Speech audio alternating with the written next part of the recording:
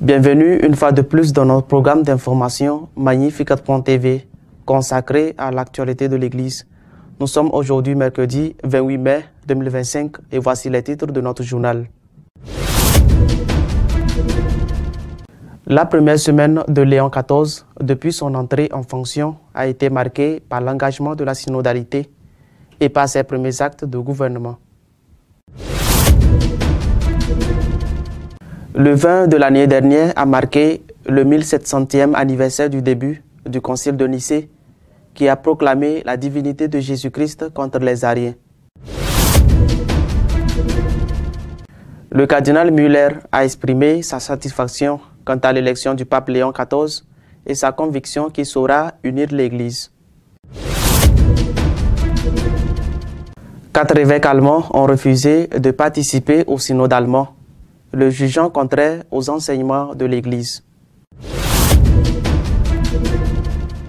Le pape a réaffirmé devant les délégués des autres confessions qui ont participé à son investiture son engagement pour la mise en œuvre de la synodalité.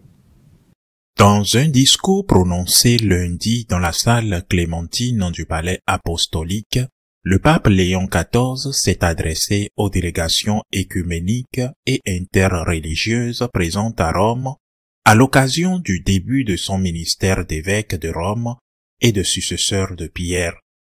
Dans ses paroles, le Saint-Père a réitéré sa volonté de poursuivre le chemin du dialogue entre les confessions chrétiennes et les religions du monde en soulignant l'héritage du pape François dans le domaine de la fraternité universelle.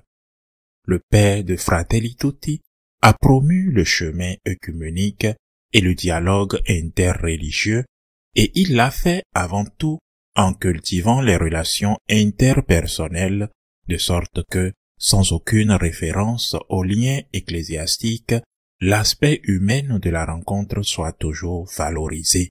Que Dieu nous aide à garder son message vivant.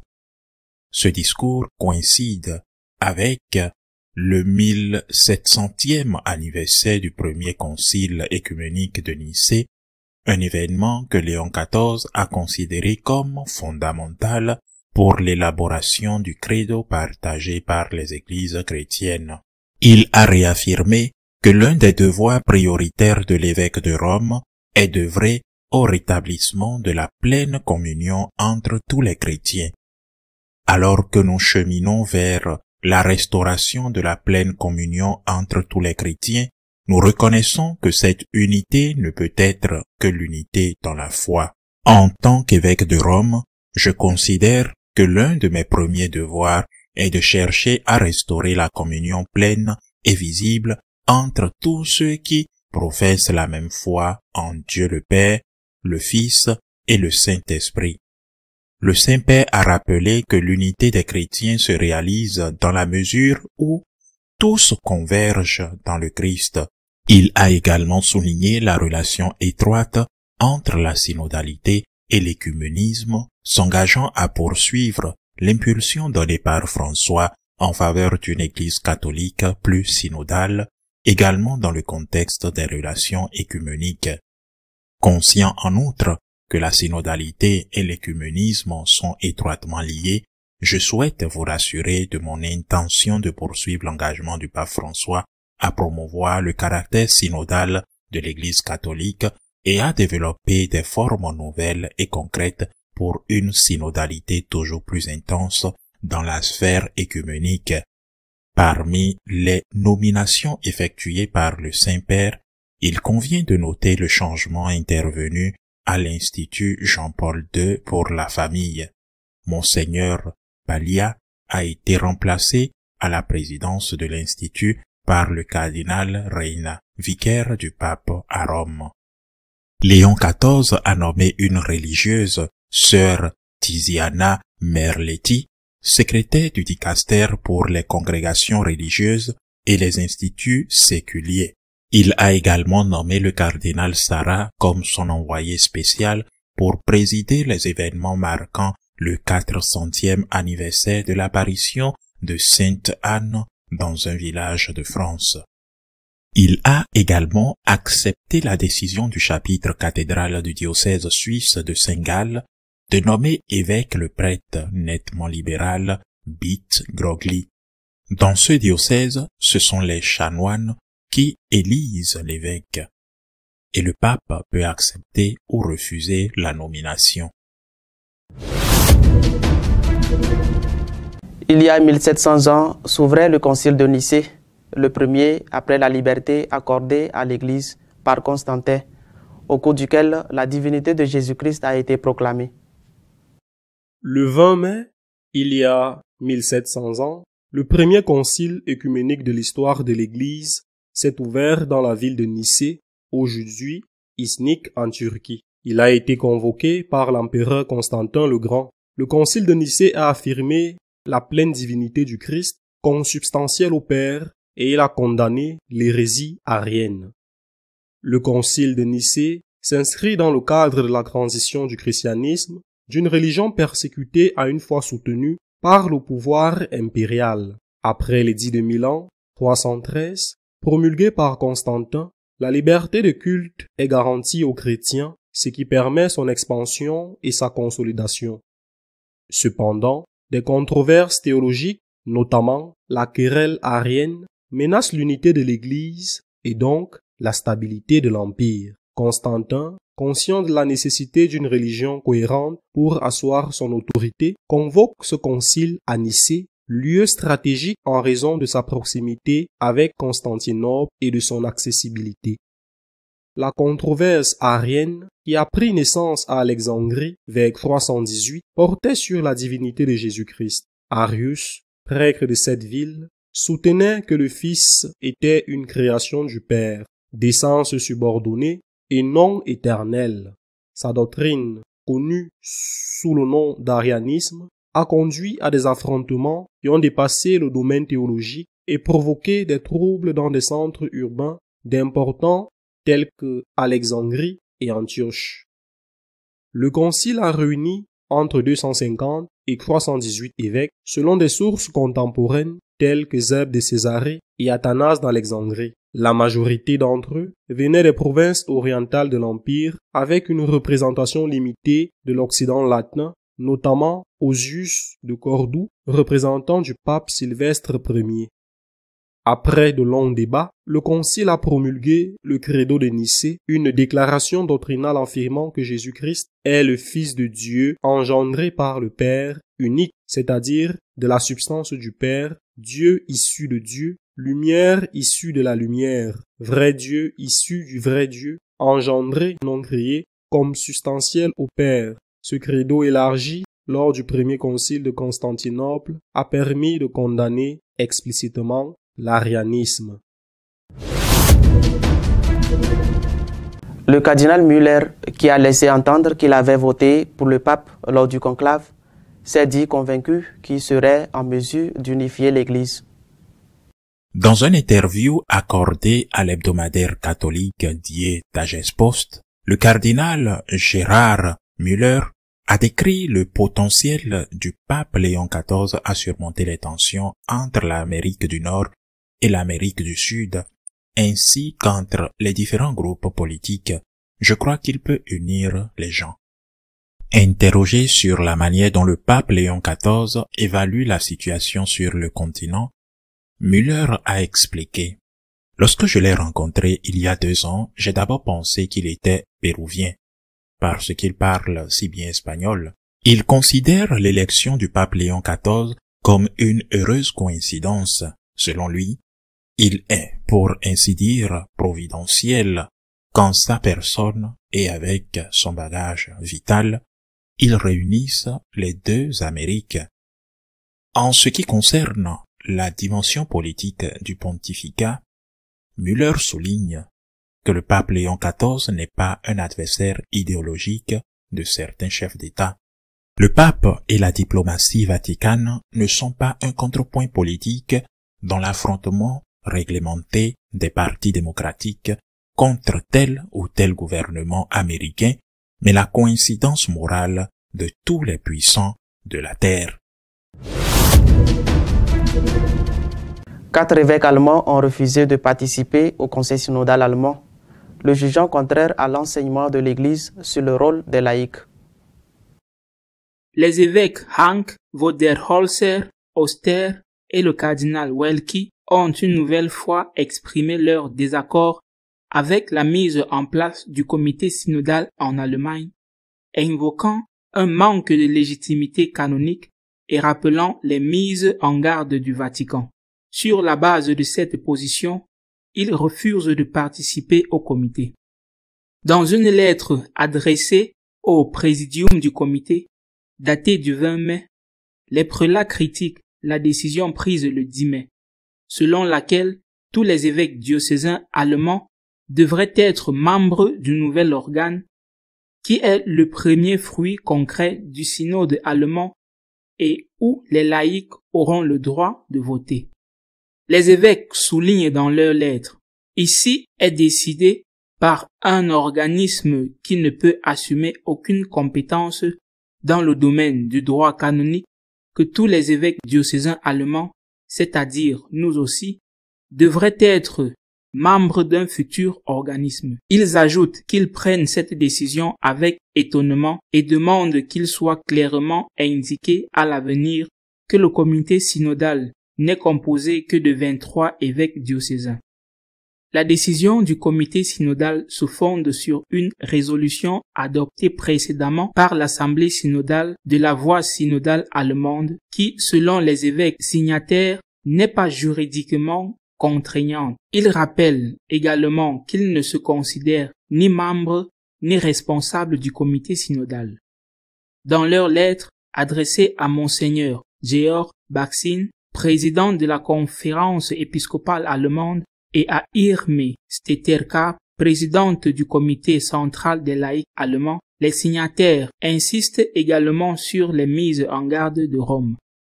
Le 21 juillet 2022, le Vatican déclare que la voie synodale n'est pas autorisée à forcer les évêques et les fidèles à accepter de nouvelles formes de gouvernement ou de nouvelles approches doctrinales et morales. Par la suite, le 23 janvier 2023, plusieurs cardinaux de la curie romaine ont souligné dans une lettre que ni la voie synodale, ni aucun organisme créé par elle, ni une conférence épiscopale n'ont la compétence d'établir un conseil synodal au niveau national, diocésain ou paroissial. Ces indications ont été réitérées par le pape François le 10 novembre 2023, déclarant que la constitution même d'un comité synodal pour préparer un organe consultatif et décisionnel national avait été interdit dans un document antérieur qu'il avait spécifiquement approuvé. Le pontife a ensuite insisté sur le fait qu'un tel comité n'est pas compatible avec la structure sacramentelle de l'Église catholique. Enfin, les évêques rappellent également une lettre datée de début 2024 et signée, entre autres, par le préfet du dicaster pour les évêques de l'époque, le cardinal Robert Prévost, l'actuel pape, dans laquelle il est réaffirmé que le comité synodal n'est pas légitimé canoniquement et que la conférence épiscopale allemande ne peut pas assumer la responsabilité institutionnelle. Les 4 évêques considèrent que le travail du comité synodal en vue de la création d'un organisme national n'est pas approprié. Néanmoins, ils affirment dans leurs lettres leur volonté de continuer à promouvoir la synodalité romaine dans nos diocèses par le dialogue, l'écoute de l'Esprit Saint, l'échange sincère et des structures protégées pour les procédures de consultation sans perdre de vue la centralité de la foi catholique. Notre éditorial de cette semaine est consacré aux commentaires des premiers actes du gouvernement du pape Léon XIV. Les tout premiers jours du règne du pape Léon XIV sur l'Église sont passés. Tout le monde le regarde à la loupe. Il faut dire que l'accueil général est extraordinaire. Il suffit de voir comment la place Saint-Pierre était bondée mercredi pour l'audience. J'y étais et les files d'attente étaient interminables. Les gens sont venus en force et les prêtres, les évêques et les cardinaux des deux camps manifestent leur soutien et leur enthousiasme pour le nouveau pape. Mais les soupçons, les méfiances et aussi la curiosité ne manquent pas. Comment Léon XIV pourra-t-il réaliser cette sorte de quadrature du cercle, uni deux secteurs de l'Église qui semblent opposés et qui reflètent deux modèles d'Église très différents? C'est la tâche difficile d'essayer d'éviter les schismes, que ce soit d'un côté ou de l'autre. Dimanche, lors de l'Eucharistie d'investiture comme évêque de Rome, comme vicaire du Christ, le pape a prononcé une courte mais magnifique homélie. Traditionnellement, les homélies prononcées à cette date sont considérées comme une sorte de déclaration de principe. Que veut le pontife à ce moment-là, qu'il présente à l'Église et au monde comme son programme de gouvernement de l'Église? Le pape Léon a été, je le répète, bref, mais très clair, faisant allusion à sa propre devise épiscopale, qu'il a conservée pour le pontificat. Il veut une Église unie, unité et amour. Et pour cela, il veut orienter le regard et le cœur de tous, d'un côté comme de l'autre, vers Jésus-Christ. Ce n'est qu'en Jésus-Christ, à la suite de Jésus-Christ, que nous trouverons le chemin de l'unité. Et je crois que c'est là son secret. Le secret qui lui a valu un tel succès et une telle popularité, surtout parmi les fidèles. Mais cela qui est merveilleux n'est pas facile à réaliser. Dans son homélie de ce mercredi, dans l'auditoire, il a donné une merveilleuse explication de la parabole du semeur. Il pose les bases d'une théologie spirituelle appliquée à ce but suprême qui s'est fixé, unir l'Église. Tournons-nous vers le Christ, suivons le Christ pour être unis, car c'est seulement ainsi, si nous sommes unis, dans l'homélie d'inauguration, que nous pourrons être utiles à l'unité du monde et que nous pourrons être efficaces dans l'évangélisation. Ce sont les paroles du Seigneur dans ce dernier discours, ces dernières prières après le dernier repas avant de partir pour le mont des Oliviers, qui est considéré comme son testament. Père, qu'ils soient tous un, comme toi et moi sommes un, afin que le monde croie. Tout est parfait, mais faire de l'homélie du 18, de l'inauguration, une homélie programmatique sans mentionner le mot synodalité, ni des concepts tels que l'inclusion, ni répéter des slogans tels que dans l'Église il y a de la place pour tout le monde, tout le monde, tout le monde, a suscité une certaine inquiétude chez certaines personnes. D'où, comme je l'ai dit, les soupçons qui ont été soulevés. Mais il faut voir les choses telles qu'elles sont arrivées, car cette homélie programmatique du 18 a été précédée par autre chose. Le pape a été élu le 8. Le 8 mai, je vous le rappelle, est le jour où Saint Michel, archange, apparaît sur le mont Gargano. C'est aussi significatif que le fait qu'il ait choisi le nom de Léon XIV, successeur de Léon XIII, celui qui a eu l'apparition de Saint Michel, archange, et celui qui fait la prière, demande que la prière soit faite à Saint Michel, archange, après les messes. Homélie le 18. Pas un mot sur la synodalité. Élection le 8, mais 4 jours après son élection, seulement 4 jours après le lundi 12, le secrétariat permanent du synode des évêques a publié un communiqué signé par son préfet, le cardinal grec, avec la signature des 2 sous-secrétaires, parmi lesquels Monseigneur Luis Marín, un Espagnol du Maryland, un augustinien, un homme extraordinairement précieux, qui est, j'en suis sûr, la personne la plus proche du pape Léon parmi tous ceux qui travaillent en ce moment à la curie du Vatican. Eh bien, 4 jours après son élection, ce qui a à peine laissé le temps au pape de faire quoi que ce soit, le secrétariat du synode a déjà publié un document dans lequel il rappelle au pape, bien sûr, en lui souhaitant la bienvenue. En bref, il ne pouvait en être autrement. Mais il le rappelle l'engagement de son prédécesseur immédiat, le pape François, sur la voie de la synodalité. Et ils offrent de collaborer avec lui dans le développement de ce chemin. Le lundi de cette semaine-là, il y a déjà un document public d'un organe du Vatican, celui dédié précisément au synode des évêques, pas celui dédié à la synodalité, mais au synode, où il lui rappelle la synodalité le lundi. Eh bien, dimanche, le pape, qui bien sûr connaît déjà ce document, ne dit pas un seul mot sur la synodalité.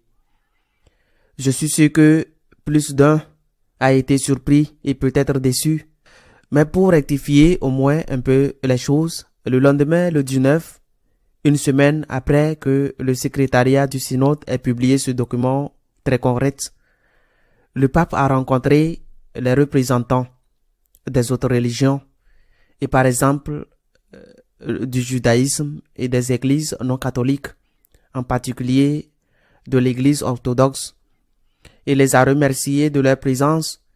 Il leur a dit qu'il allait travailler au dialogue avec ces religions, toujours dans le cadre de ce que chaque religion a établi comme étant le sien, c'est-à-dire sans syncrétisme. Mais il a également envoyé un message à ceux qui auraient pu se sentir un peu mal à l'aise. Dans cette homélie, dans ce discours, le pape dit ceci: conscient que la synodalité et l'œcuménisme sont étroitement liés, je souhaite vous assurer de mon intention de poursuivre l'engagement du pape François à promouvoir le caractère synodal de l'Église catholique. Son message de réassurance à ceux qui n'avaient pas entendu la veille le 18 parler de synodalité dans l'homélie programmatique et développer, ajoute-t-il, des voies nouvelles et concrètes pour une synodalité toujours plus intense dans la sphère œcuménique. Il essaie de faire la quadrature du cercle, de donner un côté et un autre, car sinon, s'il ne prend qu'un seul côté, il ne pourra pas réaliser cette unité. La question est de savoir jusqu'où l'on peut aller. J'ai déjà dit à plusieurs reprises que la synodalité, c'est-à-dire l'écoute, est un élément constitutif de la manière dont l'Église est gouvernée. N'avons-nous pas écouté jusqu'à présent, nous les prêtres du moins, beaucoup d'entre eux? Je pense à un saint Jean-Marie Vianney, par exemple, avec tant d'heures de confession. N'écoutons-nous pas? Il n'y a pas de conseils pastoraux, de conseils économiques et de conseils pieux. Par conséquent, l'écoute, c'est-à-dire la synodalité comprise comme écoute, est quelque chose que l'Église a pratiqué. Je ne sais pas si elle l'a pratiqué depuis ses origines, peut-être oui. Mais bien sûr, nous les prêtres, dans le confessionnal, nous l'avons toujours pratiqué et nous devons continuer à le faire. Et d'ailleurs, s'il y a un exemple de la façon dont cela se fait correctement, c'est précisément l'Église des États-Unis, où les conseils pastoraux et les conseils économiques sont parfaitement structurés et où il n'y a pas une seule paroisse qui n'en dispose pas. Il n'y a pas de problème avec la synodalité entendue comme écoute, de même qu'il n'y a pas de problème avec la défense de la nature. Mais une chose est la défense de la nature et une autre est le culte de la nature de type Pachamama. Et il n'y a aucun problème à aider les personnes dans le besoin et à défendre les droits légitimes des migrants. Synodalité, oui, mais qu'entendons-nous par synodalité? C'est là que réside le problème. Quelles sont les limites de la synodalité? Lors des réunions préparatoires au conclave, ce qu'on appelle les congrégations générales, où tous les cardinaux, ceux qui ont plus de 80 ans et ceux qui n'ont pas atteint cet âge et qui sont électeurs, peuvent intervenir. Il y a eu une fuite d'une intervention. Il n'y a jamais eu de déclaration officielle de l'auteur. Mais plusieurs médias ont publié cette intervention et elle a été attribuée, je ne sais pas si c'est à tort ou à raison, au cardinal Estela, qui avait été préfet de la congrégation pour le clergé auprès du pape François pendant plusieurs années. En d'autres paroles, une personne très proche du pape François. Cependant, d'après ce qui a été dit, je répète, je ne peux pas être sûr que ce soit vrai, mais d'après ce qui a été dit, le cardinal Estela, parlant du reste, devant le reste des cardinaux, a critiqué le pape François, précisément sur ce point, parce qu'il a dit qu'il avait séparé l'une des tâches spécifiques des prêtres, qu'il avait séparé du ministère sacerdotal. Nous, prêtres, bien sûr, évêques, successeurs des apôtres, nous recevons avec le sacrement de l'ordre 3 munus, 3 ministères, 3 services que nous devons rendre à la communauté. Le premier service est celui de la sanctification à travers, avant tout, les sacrements que nous, les prêtres, pouvons donner, car la confirmation est habituellement réservée aux évêques, mais par exemple l'Eucharistie ou la confession, le baptême. Deuxième munus, le ministère, le service d'éducation, par exemple l'homélie ou la catéchèse, qui sont naturellement délégués à des laïcs, mais dont le prêtre a l'obligation de contrôler le contenu. Troisième munus, troisième service, celui du gouvernement. Cela ne s'oppose pas au conseil, car les conseils sont des conseils, c'est-à-dire qu'ils ont une fonction de conseil, et le prêtre a le devoir d'écouter ce que lui disent ses conseillers, puis il doit devant Dieu prendre ses propres décisions. En d'autres paroles, il s'agit d'organes consultatifs et non délibératifs. Lorsque, comme cela s'est produit lors du dernier synode, que certains considèrent déjà comme inapproprié d'appeler synode des évêques, lorsque des laïcs avec droit de vote interviennent à égalité en plus petit nombre à l'époque, mais à égalité avec les évêques présents, il convient de se demander si cela s'étendra, par exemple aux conseils paroissiaux, au conseil diocésain ou même au gouvernement de l'Église universelle. Se pose alors la question de savoir comment ces personnes ont été élues et comment elles le seront à l'avenir.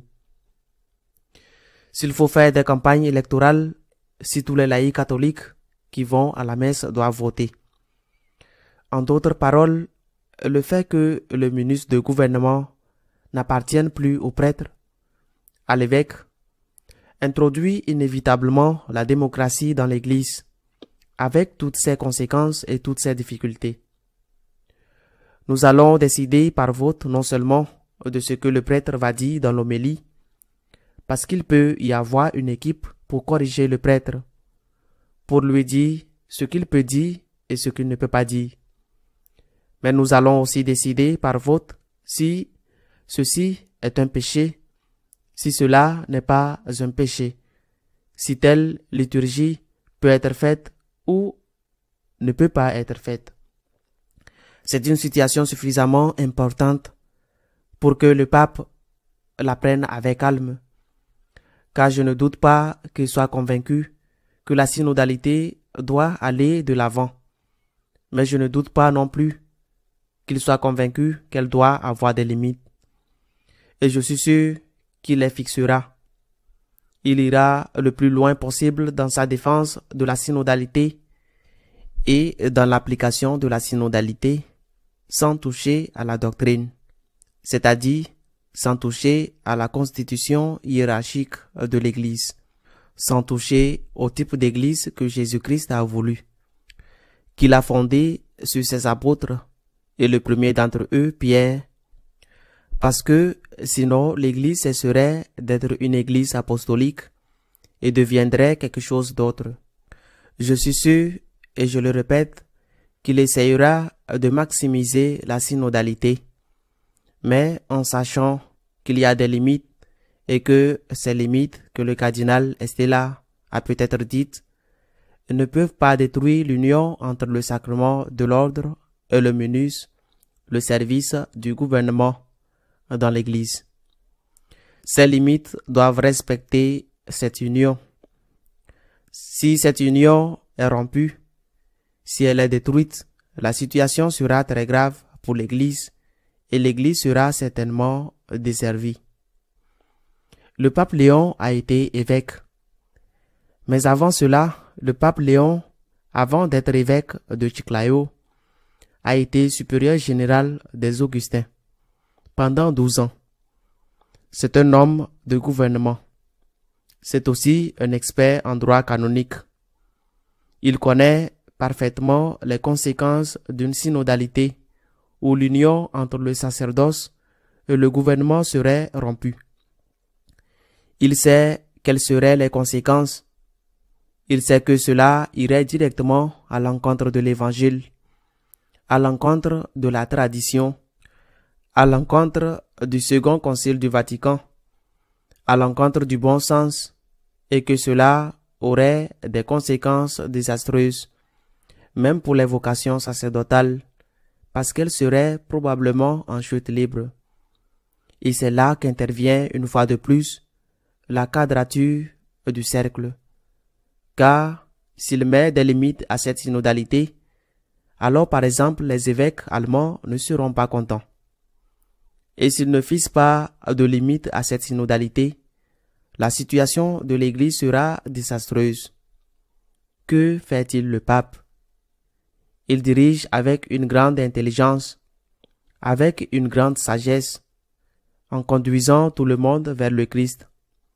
Regardons le Christ. Et donc, regarder vers le Christ ne signifie pas seulement donner notre cœur à Jésus, essayer d'aimer même l'opposé, celui qui ne pense pas comme nous, celui qui a un modèle d'église différent, comme le Christ nous l'a enseigné. Mais regarder vers le Christ signifie aussi regarder l'enseignement du Christ, par exemple la constitution apostolique de l'Église. Le pape tente de réaliser cette difficile quadrature du cercle et nous devons le soutenir. Ce n'est pas du tout facile. Il essaie d'éviter les schismes.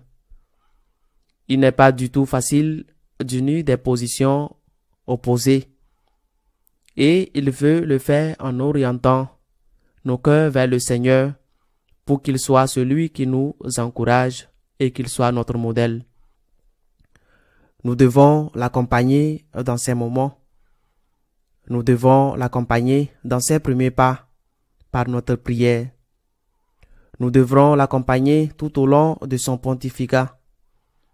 Mais en ce moment où tous ceux qui le regardent à la loupe, en ce moment, d'une manière particulière, ils ont besoin de notre prière. Faut-il faire confiance? Je l'ai dit la semaine dernière. Je ne fais pas confiance au pape Léon, comme je ne faisais pas confiance au pape François, ni au pape Benoît XVI, ni au pape Jean-Paul II. Je fais confiance à Dieu, notre Seigneur, à l'Esprit Saint, qui a placé le pape Léon XIV à la tête de l'Église en ce moment, qui vise à l'unité de l'Église et à nous conduire tous au Christ. Je suis convaincu qu'il a le droit que nous lui fassions confiance et que nous le soutenions en tout. N'oublions pas de l'accompagner avec nos prières. À la semaine prochaine, si Dieu le veut. Si vous souhaitez être au courant de ce qui se passe dans l'Église, vous pouvez le faire à travers notre page d'information Magnificat.tv. Nous continuerons à vous tenir informés de ce qui se passe en elle. À la semaine prochaine, si Dieu le veut.